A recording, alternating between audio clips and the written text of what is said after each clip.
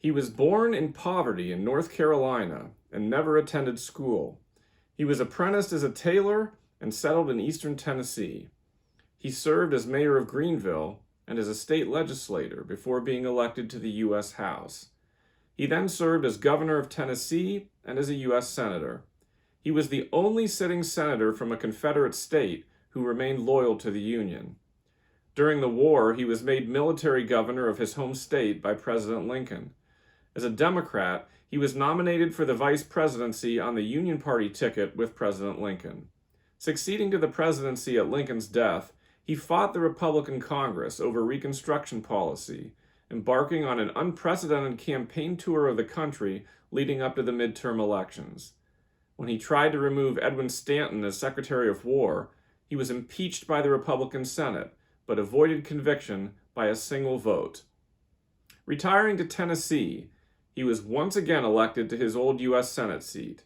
He is our nation's 17th chief executive, Andrew Johnson.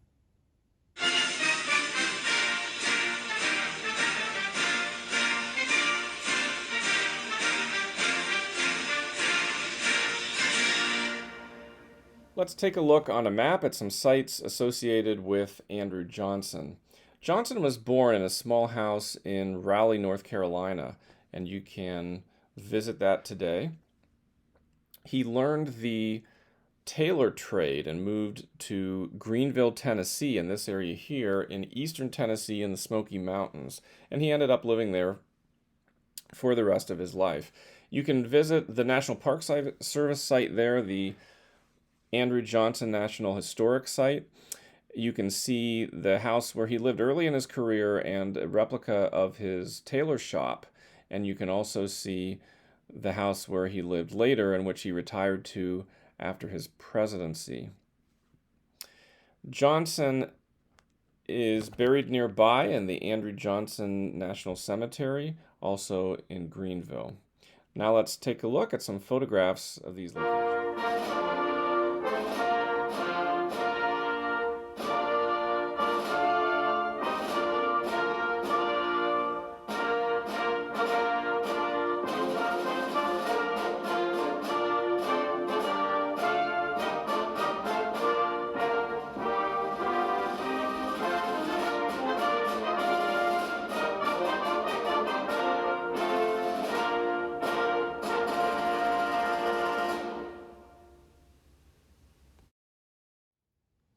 Now let's take a look at some books in my library relating to Andrew Johnson. A good biography of Johnson is the one by Hans Trefus. It was originally published in 1989, and it's called Andrew Johnson, a Biography. So a great place to start, very readable, not too long, and it covers all of Johnson's life. There's another book that came out in 2009. It's by David Stewart, and it's called Impeached: The Trial of President Andrew Johnson and the Fight for Lincoln's Legacy. And this is a great, very detailed account of the events that led to the first presidential impeachment. Congress had passed the Tenure of Office Act, which stated that in order to remove a cabinet member, the president needed to get the consent of the Senate, just as cabinet members are confirmed by the Senate. They also needed the Senate's consent to remove a cabinet member. This was later declared unconstitutional, but Johnson tested this by removing War Secretary Edwin Stanton, and the circumstances are a little more complicated, but it resulted in the first presidential impeachment.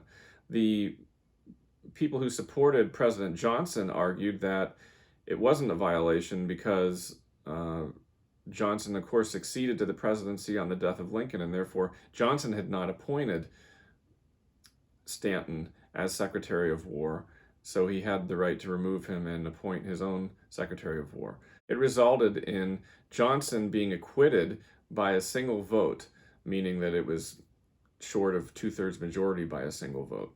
There's a couple of good books by Walter Starr on a couple of Lincoln's cabinet members who were also Johnson's cabinet members. The first is Seward, Lincoln's indispensable man, of course, on William Seward, who was Secretary of State under Abraham Lincoln and Andrew Johnson, in addition to his service during the Civil War. He was also attacked the night that Lincoln was assassinated and very badly wounded in a stabbing attack. He was also responsible for the purchase of Alaska in 1867. The other one is